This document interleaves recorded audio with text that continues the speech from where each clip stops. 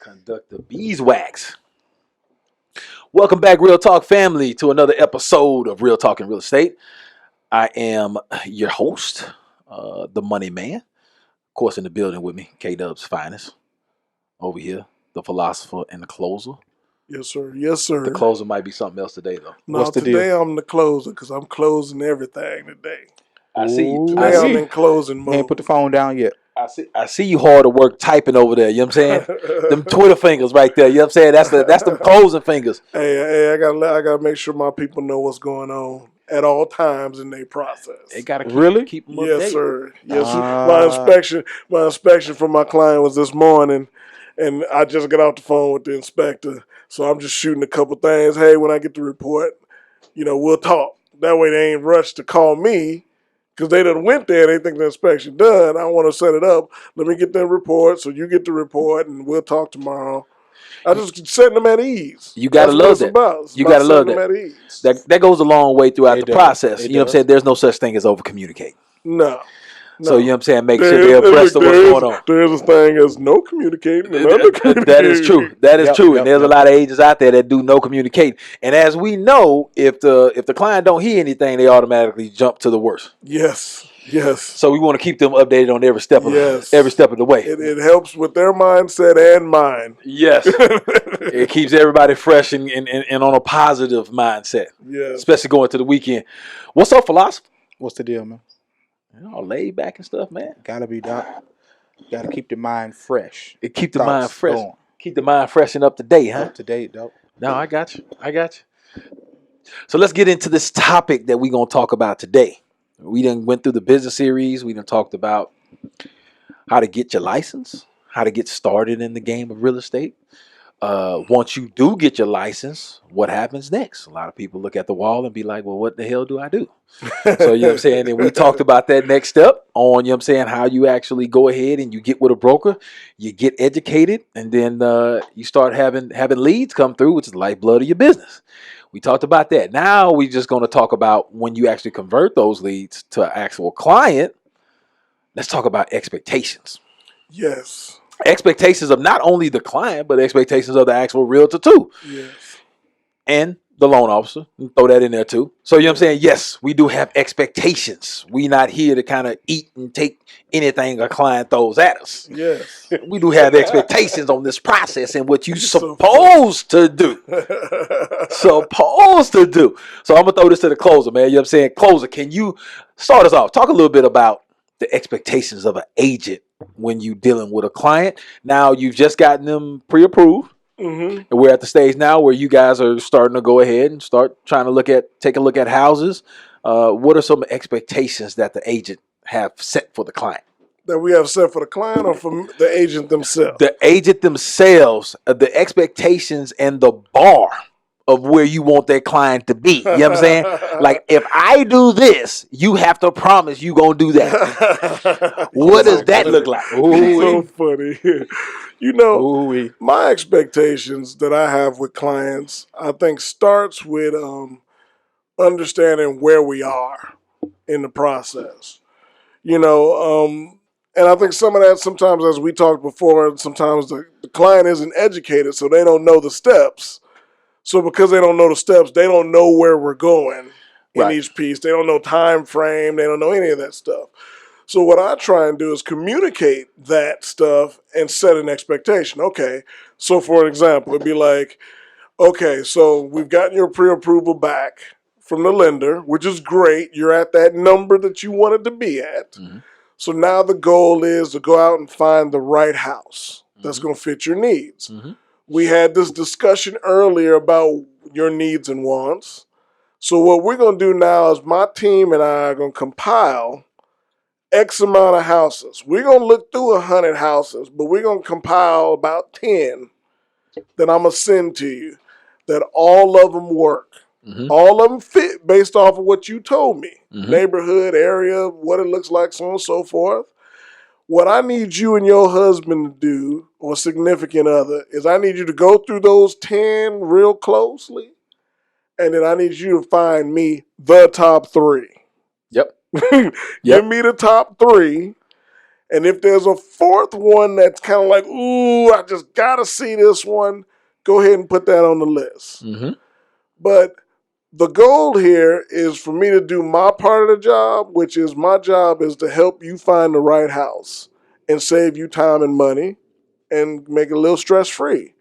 So I really don't, unless I'm okay with you looking, but understand that if you looking, you're not looking at it at the level I'm looking at it at, right? They never do. And so what happens is you gonna send me some houses that really don't fit based off of this list, and it's gonna create more time and stress for you because now you're looking at more houses than you need to look at. Again, our number one goal here is to maximize your time, save you the most amount of money, and find the right house and neighborhood. So the expectation is when I send this to you, I need this back by the end of the day. The end of the day or the next morning, because then I need to schedule for us to get into the house. Right. You know what I mean? So I kind of start to walk through literally what we about to do. And, I need you to be there. I need both people there. Like, unless it's a situation where one's out of town for work or something, I need both of y'all there so you both can see this at the same time. Mm-hmm. You know what I mean? And we can make a decision. Because these houses, what a lot of clients don't understand is these houses are moving fast. If you like it, somebody else likes it too. And what happens is, a common thing I say to people all the time when they say, well, Walter, we're going to think about it till tomorrow. Well, the person that saw it yesterday said they was going to think about it and make a decision tomorrow. And tomorrow is today. Right. So, it's really about setting expectations of this is where we're going and what we're doing. I need you to follow in line, Yeah, I'm not saying they don't have no freedom because sometimes they will ask me questions, but if I can trim that down as much as I can so that they know exactly what their job is, which is to help me find the right house, and exactly what my job is, it makes everything run so much smoother. So it sounds like I'm saying the expectation should be where they should actually trust the agent a little bit. Not send you 20 houses and say, hey, look, I'm interested in these 20 houses. Yes. But let's go look at all 20. But I'm going to tell you something. Money Man. That's a hard task because agents got to earn that. And unfortunately, in this day and age, technology makes everything so much easier for the client and for the agent. In the old days, clients didn't have access to all these houses. And now they look at, but see, again, it goes back to the background and the backstory of it is, okay, you found 10 houses on Zillow that you want to go see, but Zillow doesn't update for half a day, right? At least. So that house that you're looking at might be already sold. And they keep houses on the market. On Zillow, they keep them on there. There were good prices that sold 2-3 years ago. Okay, but they still showing up as current properties. I know why they do that. That's another story for another day. But the reality of it is think about how much time. If you send me 3 or 4 of those, and now I got to go look them up because I'm gonna do my due diligence. I got to look them up. I got to do the background on that house. I got to see what. So now I get halfway through the process and I find out this ain't even on the market. You know what I mean? We can't even look at this house. And then the snowball effect happens. Now the client's disappointed because they like something about that house and it was the right price. And now I got to explain to them what the deal is, right? And try to keep their spirits high. And trying to keep their spirits up, So I think what you said is 100% right. But at the same time, as an agent, it's our job to instill that trust. And that starts from all those steps we talked about before. As we bring them to this point, right? Hopefully they trust you or they at least feel good about you at that point in time where now it's not an issue. Because we all know trust is not an overnight thing. And especially if you don't come, I think there's a certain level of trust that you automatically get when you're referred over by somebody that has either dealt business with you or a friend, somebody that knows how you do business. I'm gonna tell you something that's funny, and I don't mean to interrupt you. Yeah, you got it. But some of the best referrals are from your clients, because if your clients bought a house And then I have it all the time when clients And the experience was pleasurable. and their experience was, pleasurable and great. I mean, you walk in the door, you already really it's your job to lose. Yes. Okay. It's like whatever you say, whoa. Exactly. And we love those. You know what I mean? I think what happens though, okay, when we talk about the other agents, okay, we ain't talking about the ones in the room here. We talking about just the other agents, right? Uh-huh. Is they take that for granted that it was referred. And so then they don't treat, just like with family and friends, they don't treat them the same as if they had to meet that client and build that relationship and do all the things. And so then in essence, they give them somewhat poor service because they take on the accepted role with this referral. We're already in the dough. Right. And it's so important. You go back to that trust. People deal with people that they like and they trust. Of course. And trust is the big part there because we handling the biggest transaction of their life. Absolutely. Absolutely. And then they're trusting us as the experts and the specialists in the field to guide them and give them the decisions that they have or options that they have and to guide them in the right direction and not in the wrong direction. But we'll throw this over to the philosopher and get his take on it. Now, I know both of you guys work with any kind of client that has anything to do out there, but there are certain type of niches, however you want to call it, whatever niches, whatever you want to call it. And What's the correct way of saying it? I thought it was niche. Depending on what part of, I thought it was the country. I thought it was niche. It Midwest, originated we say from, niche. Yeah, I don't know. I thought it originated from French or something. You know what I'm saying? It's a niche. I might have to look up niche or something. You know what I'm saying? But anyway, at any rate, you know what I'm saying? We got the philosopher over here that kind of deals with a lot of investors, right? So the expectations for an investor is going to be a little bit different than the expectations of a first-time home buyer or somebody that's looking to buy a house that they're going to live in. It's a little bit more emotional when you come to that. From your standpoint, philosopher, expectations of when you're dealing with an investor. What is those expectations? Expectation is to streamline the process. No unnecessary steps. There are no unnecessary idealistic that you have to bring to the table. It's just straight numbers, location, and how much will it sell for. And because that expectation is already set, and you don't have to set it as an agent, as when Walter went through his example about telling them what they have to do, and we're going to do it this way for this reason. On the investment side, it isn't. You don't have to do all of it. It's all about if the numbers make sense. That's when we go out and move and go try to see if we can take down the property, and we go through the process of negotiating and closing the deal. And the expectations on that side is I'll be honest with you, it's easier because you only have two or three things to be concerned with to make sure that you have the answer for and the understanding of how it works. Um, when you go into the perspective of when you're getting ready to sell an investment deal, the expectation kind of varies a little bit because they're expecting the highest value, and in some situations that highest value may not come because of maybe market trends or condition of the property once the renovation was done, or just the timeline that may need to be that has taken place with the project from start to finish. And so that's the only time you really have a few variance in expectation on the investment side is when you get ready to sell it after it's been renovated and bought. Okay. Oh, those are solid expectations. So then you're saying that I guess to add to that point, some of the other expectations would be for an investor to actually know what they want. Actually have a clear understanding of exactly what they want and those numbers that you're referring to, they actually know, not trying to figure it out in the midst of you sending them over deals. Well, and when as you got, of course, in anything you do, you have the rookie and the veteran. Even in the investment side, you get some rookies who just think that, oh, I want to get this house because I like that I like where it is at, and I like what it looks like. I think it'll be easy, but the numbers don't make sense. Right. You know, if the numbers don't make sense, it has to come back to it's not about that particular aspect at this venture because in our industry, every house will sell at the right price no matter what it looks like or where it is. So when you get a rookie investor, they're so they kind of be emotional as if they were buying their own. So that expectation is to realize that the primary goal is for you to make a profit and to understand where our numbers are coming from, versus a veteran who cares like it could be in the heart of the hood and that's okay. If I can get it for 10, sell it for 40. okay, I done made 30.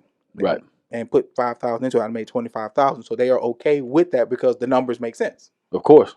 So I think to some point, when you're dealing with newer investors, it's a little bit more, and not to say this is the case for all of it, it's a little bit more emotional, a little bit, because they're wanting this next deal to be a win. So you know what I'm saying, they're scrutinizing projects and numbers a little bit more than your veteran. Your veteran just, hey, look, man, if the rough numbers work. Because they understand that throughout the process, and that's the issue. When you have an expectation, we have to tell our clientele, whether they be investor or traditional home buyer or seller, that this is a process, and each part of the process brings a different situation, emotion, and a concern. From the time that you get pre-approved on the buy side as a traditional buyer, or when you're doing an investment deal, what happens? Okay, you may not get the number that you want, but if it's within the range, that's what you got to understand. It's still in that range to where you can make money. Mm-hmm. It just may not, your profitability may not be as huge as what we thought. It may come down a little bit, but yet there's money still to be made. Just as the same way when you go out and get a person pre-approved and they buy, they may see this house, they like it, but they can't buy it at the number they want. They may have to buy it a little bit higher because you want it. It's a little bit higher. They don't want to budge off the price because they know they had a good price. Mm-hmm. Those are expectations that we have to understand that will be there no matter what. And then sometimes, investors can see the future value of it. Like, hey, look, I may overpay a little bit now, but I'm saying I'm going to get that back tenfold. Because this project here is in the right area, right location, and the numbers really ain't that bad. I ain't really, paying too much over what I wanted to anyway. So let's flip it on the other side of the coin, though. Let's talk about actual clients' expectations here for a little bit. We'll stay with the philosopher and just say, okay, well, look, on the investment side, you set your expectations as a realtor. Talk about the clients. What should the client's expectation be for what a realtor is going to do for them? Now, that's an interesting question because everybody expects something different. And what we have to do is we have to get that information from them. Everybody is not as verbal. Everybody is not as affluent with how they want to say how they feel about the transaction because they're not sure. We have to tell them, like, look, realistically, what do you think is going to happen? Tell me what you know about this process, or whether it be invest, buy, whatever. Tell me what you know, and then I can help you fill in the blanks of what you didn't understand or what you didn't say, and say, well, look, this is what happens here. You can bring in what happened with your friend. You can bring in what happened with your sister. Whatever the case may be, you can bring every example in. But I can tell you, wherever you're missing a spot, right here, this is what really happens versus what happened with them. And so that helps them understand what expectation is about to happen as they go through the process. Some people do not tell you that until they get to the end. Yes, which is when the client is absolutely pissed off. Yes. Because, I'm saying, their expectations were set completely different. Yeah. And then you got to understand, I'm saying, there is a lot of bad information out there. There's a lot of people that claim that they know and they don't have a clue about what's going on. And they may have told your client something that is absolutely not true. So then you're stuck making sure that you kind of shift their expectations to be a little bit more realistic because somebody else has set unrealistic expectations because they had no clue about what they was doing. But there's a lot of con people out there, trying to take advantage of people. And it's so difficult for us to, because you don't want to tell nobody they're wrong. You don't want to tell nobody they're lying, especially if they hear from their friend, their neighbor, somebody they care about and if they bring it to you, then it's somebody they care about that told them. That's why they're bringing it to you. Yes, because sometimes it's a parent. It's so you like, that parent don't have a damn clue about what they're talking about. They bought a house 20 years ago, and they still talking about what's going on now. Anyway, all right, go ahead. My bad. Yeah, man. You still, and I know Walter can tell you this, you still get that statement about, why do I got to pay a down payment? Don't they get paid for me? And you be like, in certain situations, yes. Some situations, no. It just depends on where you are. And a lot of people don't like that depend on answer because they want a straightforward answer because we all want the black and white. But when we give them the gray is what the answer is, and they just really don't understand it. And it's our responsibility to help them see, like, this transaction will be totally different from anybody you know, anybody you heard, or anything you've read. So this is going to be yours. And so once you go through it, this is your deal. And now you have your deal to say, well, you know what? When I was involved in it, this is what I had to go through. Now, will you have to go through that? You don't know. Right. But this is what I went through, whether it be good, bad, or indifferent. So what do you see, closer, in terms of when people come to you and they have expectations that may not be aligned, right? From other people or whatever the case may be. How does the closer deal with something like that? Well, I think we start off, the way the closer starts off with it is we have our initial conversation, right? But I come from an understanding that there's a lot of information out there, right? There's a lot of information and it fogs up the mirror, So, for example, we could look at national headlines, and national headlines today would tell you that we're going into a recession. Yes. I can tell you just by facts that that's wrong. Okay, we're going into a slowdown. But what does a slowdown mean? Okay, that means that 2 quarters. Okay, I'm gonna give you the actual definition. 2 quarters, the last 2 quarters has slowed down. The amount of purchases and things is not as high. The amount of money spent is not as high. It's lower 2 consecutive sessions or 2 consecutive quarters in a row. Okay. But what happens is people base things off of experiences, right? So the most recent bad experience people have to pull from is the big recession in 2008 when the housing market was crashing Went and bust. all this stuff was happening.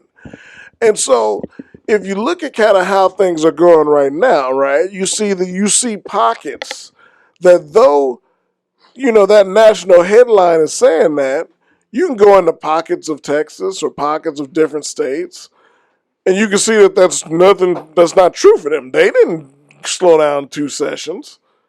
They actually went up 2 sessions, right? Because you have all these micro environments that are going on. I say all that to say this, is that I respect people's opinion, because that's really what it is. And I respect what people have heard or what they've seen.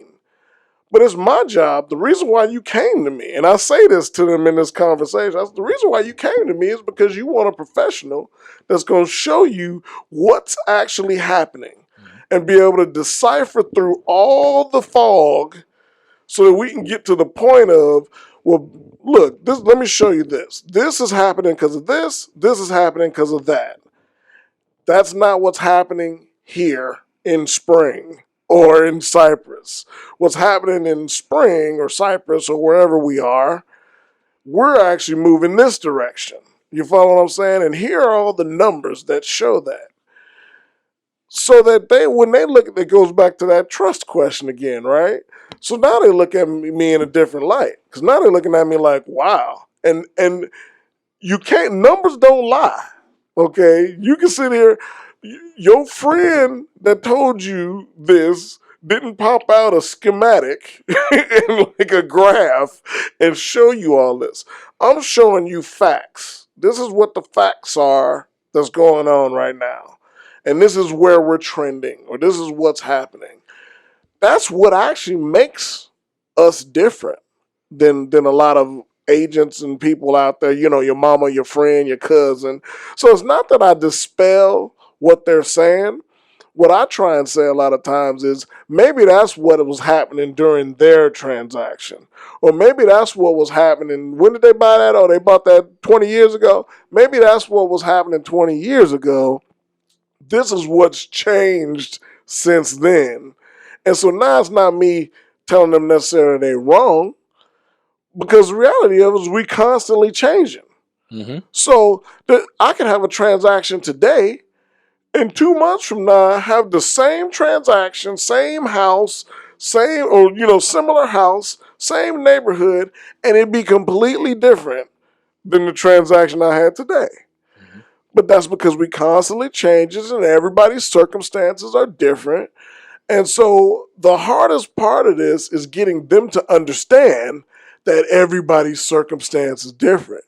When your grandfather came in or your dad bought their first house, they put 20% down, the interest rate was 10%, and you know what I mean? And the house they bought was $80,000. Here we are, move forward 30 years. Okay, you're getting an interest rate of 4%. You're putting 3.5% down because you're using the FHA loan. You just got a grant because you qualify, and your house is $215,000 or $230,000. I mean, you can't be more oil and water than that. You know what I mean? When you Right. really think about it. But you got to get them to understand that that's how different it is. And people actually take this information and think that they're comparing apples to apples, Yeah, right? yeah. And and a couple years ago, just two or so years ago, whatever the case may be, we were in a rising interest rate market, right? Mm-hmm. And rates were going up into the fives, into the sixes, and people were just like, "Oh, such and such, such and such bought a house 8 years ago, and their interest rate was 3%." Yeah. It's just like, are you really going to compare yourself to somebody that bought a house 8 years ago? You know the hard part is getting them to understand their circumstance, because even their circumstance is different. You don't know what Johnny's credit was. You You don't don't know know what any of that. Johnny. You don't know any of his personal information that allowed him to get that scenario. You know what I mean? And the biggest thing is when you ask them, they're like, "Oh, I don't know. I didn't ask him that. I didn't ask him that." So it's just like, well, you know what I'm saying? You got to get more details than Well, than just what you want to he ain't gonna give you hear. all that information either. He really ain't, because he don't want you in his personal That's business. right. That's right. But he'll give you enough float. Well, they should be able to do the same deal. No, that's not how it works.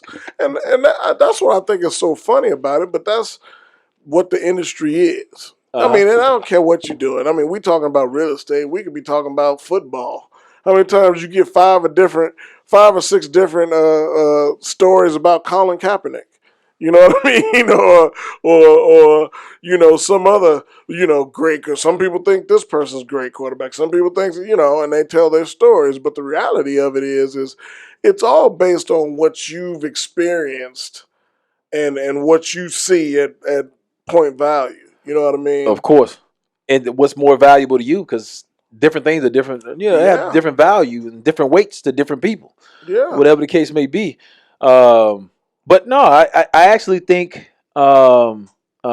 expectations set and realistic expectations from a client's perspective is a very important thing, because that has a lot to do with your experience moving forward. Well, and one quick thing on the client's expectation. I think really when it comes down to it, if I was to break it down to one or two characteristics, most clients just want you to communicate with them. Number They one. want you to communicate, and they want you to tell the truth. Now, what you got to say might not always be in the best light of what they want to hear. They want to sell a house at 500,000, but you come in here saying the facts say we can only sell this at 250. You know what I mean? That's a hard conversation, but which one do you want better? Do you want the guy that's standing in front of you, or the gal that's standing in front of you that's telling you the truth that your house is worth $250,000? Or do you want the person that comes in and says, I can sell it for $500,000, and it sits on the market for 10 years, and then you come back around to the guy that told you from day one that it could sell for $250, put it on the market for $250, and it sells in a week? I mean, which one do you want? You want to do it right the first time, or it is what it is? I had a client today that I talked to on the phone, which was kind of funny, and it was actually interesting because that's how they said it. They said, well, I was explaining how they came to a price. We came to a price on their property, and they said, Walter, I understand exactly where you're coming from with that price. Our number one goal is to get the house sold, and as you know, it's not. We can want whatever price we want, but it's about what will the house sell for. And I said, you're right. It's really what people out in the market will buy your house for that determines what your house is worth. Right. I can come with every number under the sun, but if nobody comes in the door and will buy it at that price, that means it's the wrong price. You know what I mean? And I don't care what you put in there. Okay? That same thing happens for a buyer. You know what I mean? We can sit here and look at this house all day long at $300,000. But if your pre-approval and talking to the bank and the lender says, based on your numbers, you can only be approved for $250,000. Well, either we need to change what we want in that house and get into the 250 bracket, or we need to figure out a way that we're going to either make more money or put more money down. Like, either way, Add we're going somebody to to have this to. loan or something. Yeah. Figure out some way to be able to make this thing happen. Yeah. But no, I absolutely get that. But and the crazy thing is that you know not every single time is a client educated and willing to do the right thing. In that situation, there's a lot of people out there that the first broker will come in and tell them they can sell their house for 500K. Mm-hmm. You come in and say, hey, look, I'm looking at comps. Comps say you can sell this thing for 250. Oh no, that's too low. That's too low. The other broker told me 500K. Well, what makes that other agent more credible than what I'm showing you right here? Because they ain't got no different documentation. They got the same comps that I'm looking at. Exactly. But I don't understand why a lot of clients end up going with the. Well, I do understand Because because it's you know what I'm saying they emotion. got more. Because They it's emotion. they see that money. Oh, if I sell it for that, I can make X amount of dollars. You know, and then the philosopher will probably say something to this here in a second, but it's about emotion. It's all about, I think, the emotional side of it. I mean, think about it like this: if you bought a new suit Mm-hmm. and you bought it at your favorite shop, and it was $200, Mm-hmm. right? But somebody walks in and they got a brand new custom designed suit that look just like yours, Mm-hmm. and it's $12,000, right? Mm-hmm. Are you going to promote your suit as a $200 suit, or are you going to promote it as a $12,000 suit? 12, of course. Because you wearing it, right? Right. And that's kind of what people doing with their house. I've been in this house. I got memories in this house. My kids grew up in this house. I changed out the bathroom sink 5 years ago.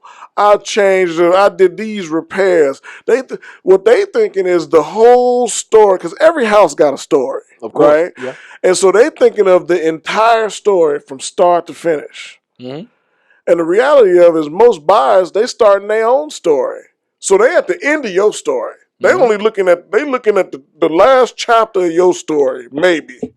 And they saying, okay, what is this house worth? What have they done in the last year or so? Right? You talking about the last 20 years. They talking about the last year. And they saying, okay, this is what it is right now. Mm-hmm. Whereas in their mind, the owners are still they putting the value behind all of those emotions and all of those feelings. And, you know, it's unfortunate, but if you're a good agent, okay, because to go back to what you were saying, Uh-huh. is if you're a good agent, you're gonna go through that process with them, and you're gonna show them. Okay, let me show. I might not say, let me show you why your house ain't worth $500,000, but I'm gonna reinforce why your home is worth $250. Right. And here's the numbers that say that. Show me something, and I might even put it back on their plate. Show me something that tells me that I need to move this to $500,000, because this is what the facts are telling me. Right. I mean, I done pulled this from 5 or 6 different places, and I do this every day. You know what I mean? Like, show me with something that says that this is $500,000. I think you said the key word right there that you said I think is the most important thing, which is show. Show it to them, right? So you know what I'm saying? If you can tell them anything that they want to hear, Mm-hmm. but if you show it to them, it becomes a little bit more credible, a little bit more believable. Then they can kind of go with what you're saying, Yeah. which I think is the most important thing when it comes to that. But outside of that, man, expectations. You know what I'm saying? Philosophy. Anything else you want to add as far as expectations from either side? On the idea of when you brought the example of the broker coming in and saying the house is worth 500 versus 250. That comes from how that agent may have been interpreting the numbers that they looked at. You're right. We all look at the same comps. We all look at the same systems to a degree. But if they see something there that can justify, let's say it's at 500 or over, let's put like it's overpriced, they will go with that because there was something there. A lot of times, just as a relevant example, if you go price per square foot, you know what I'm saying? If you get a house, if you see a house that the average price per square foot in the neighborhood is like 170, and just so happen your house is a little bit bigger, your house is what 2,000 square feet at 170, that puts you at 380, but yet the neighborhood is only selling at 325 or 330. Mm-hmm. But your price per square foot is right along with everyone else's.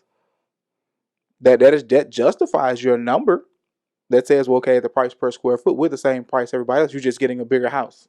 Can we do anything about that? No. But do you adjust it down because of that?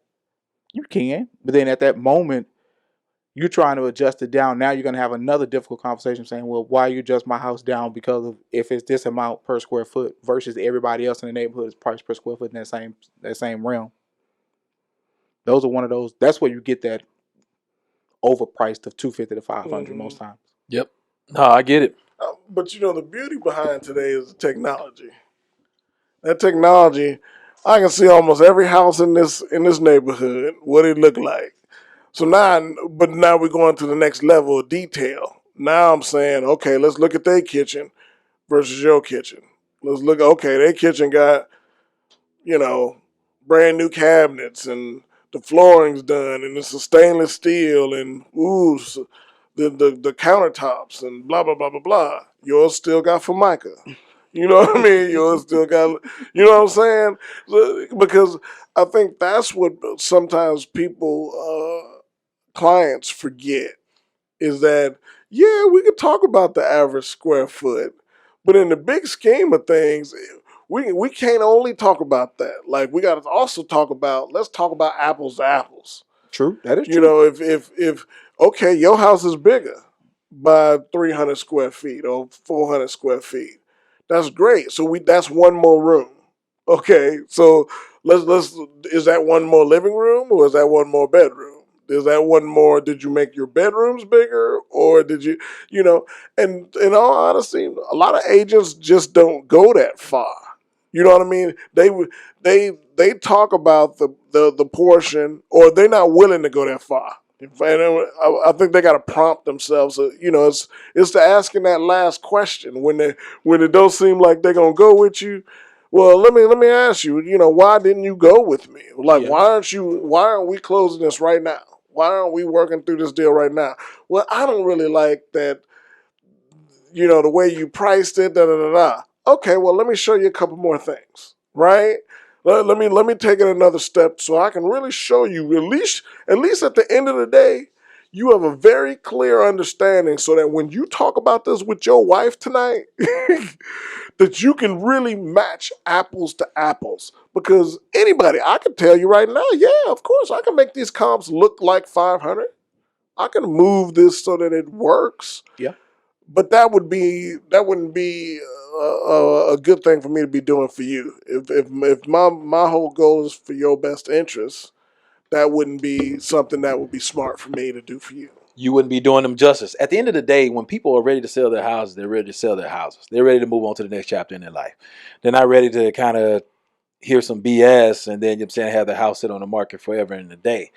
Because that does so bad for your house. It does. Sometimes it is the situation. It is what it is. But when a house, this, Simon, right? It creates a horrible.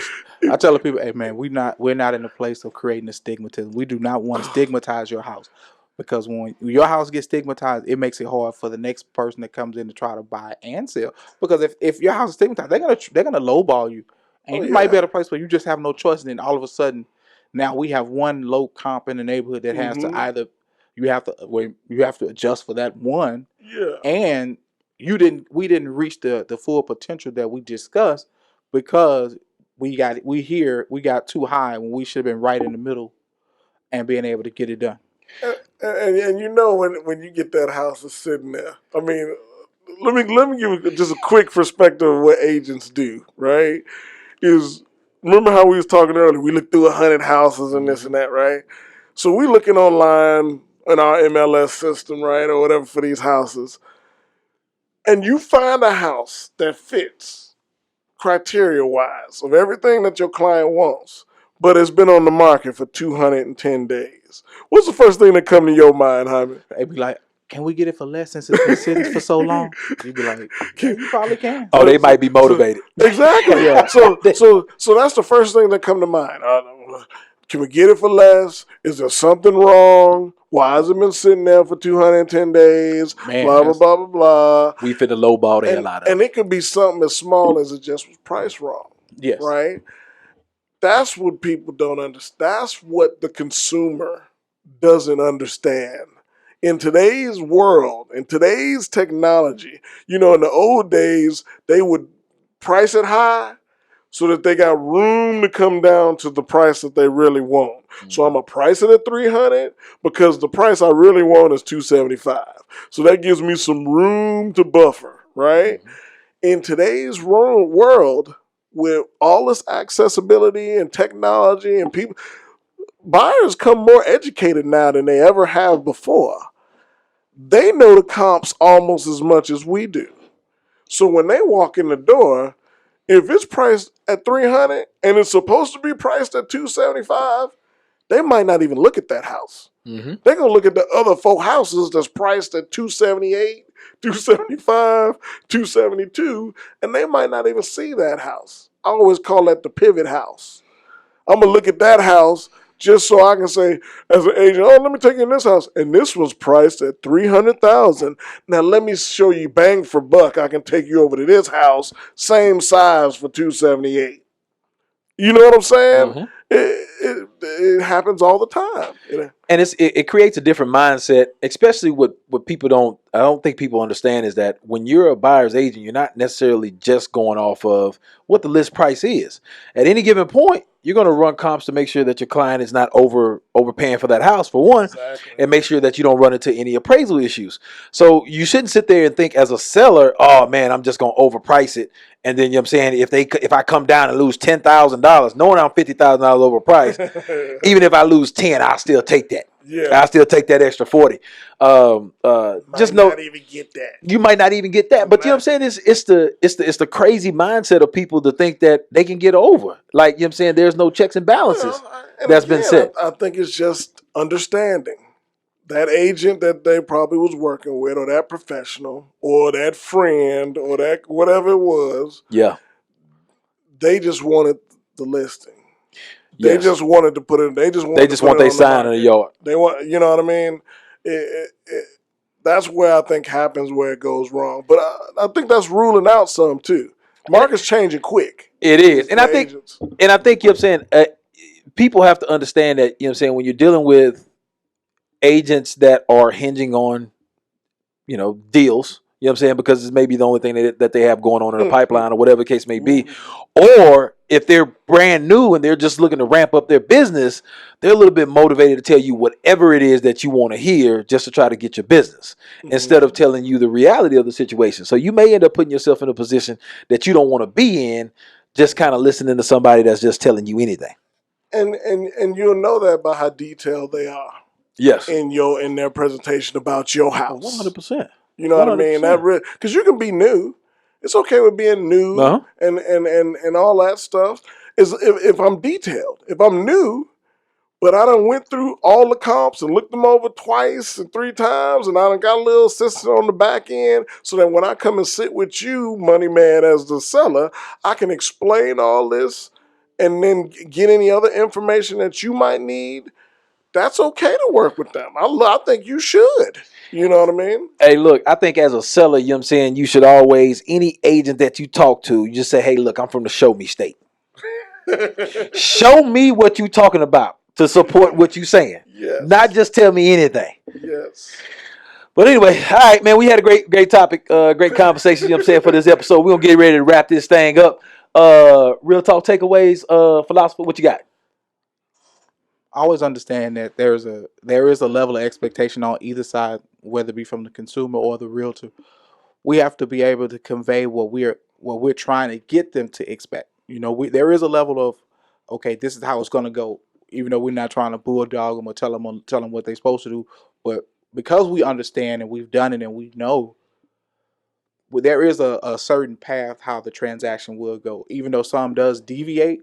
But at the end of the day, it's still the same path. If whether it be credit messed up or just that comes up during the process, we have to expect the process to be a process, and we have to get them to understand that from the consumer side, they have to be willing and open to understanding that the expectation can change.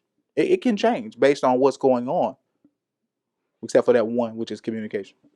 Communication, which is very important. Yeah, Ms. Key. which that can never change. Yeah, I think that kind of alleviates a whole bunch of stuff when we talk about the expectations of the client and agent and all that other stuff. Communication, as long as everybody's on the same page, I think it turns out fine. Closer, what you got?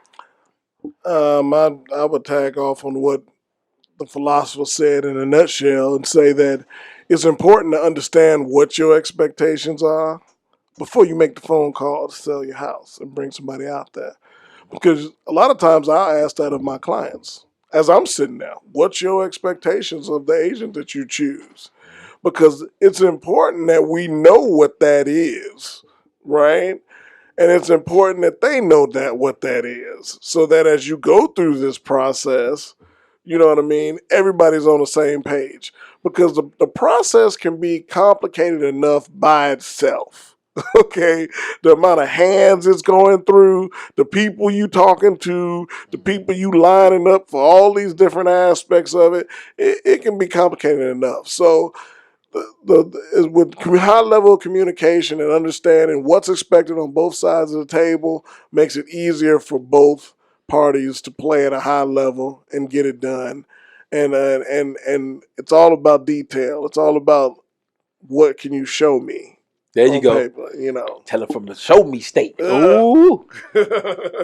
Hey man, I think you know what I'm saying, it's when you go into these deals and you're doing business with not only just a loan officer but with a real estate agent as well. I think it's, you know what I'm saying, very similar to marriage, right?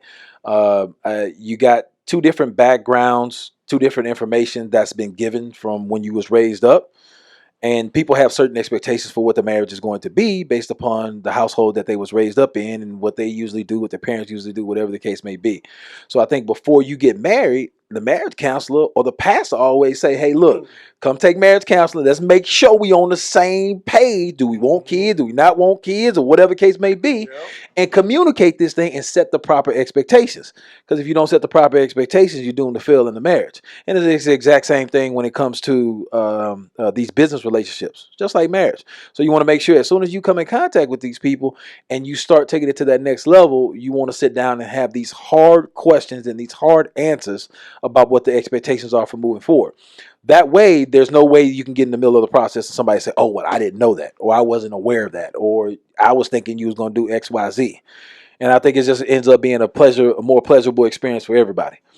Outside of that, man, make sure y'all like and subscribe us on Facebook, YouTube. Make sure you Comments. make sure you comment. You know what I'm saying? Comment. Tell us any topics or whatever you want us to cover or want us to talk about. Make sure y'all check into the Real Talk and Real Issues, that the Facebook Live session that we doing nowadays. We might have to Make sure. come up with we might have to create a logo for that one too. Yeah, we're gonna have to create a Real logo, talk do and something, real issues. and take that to the next level. Take that to the next. Real talk in real issues or real talk on real issues. One of those. We'll figure it out. Look, here we are on Real Talk and Real Issues. We are on site and behind me. And take it to the next level. Hey, but look, appreciate y'all for tuning in. We'll catch y'all on the next episode. We'll holler at y'all later. Peace.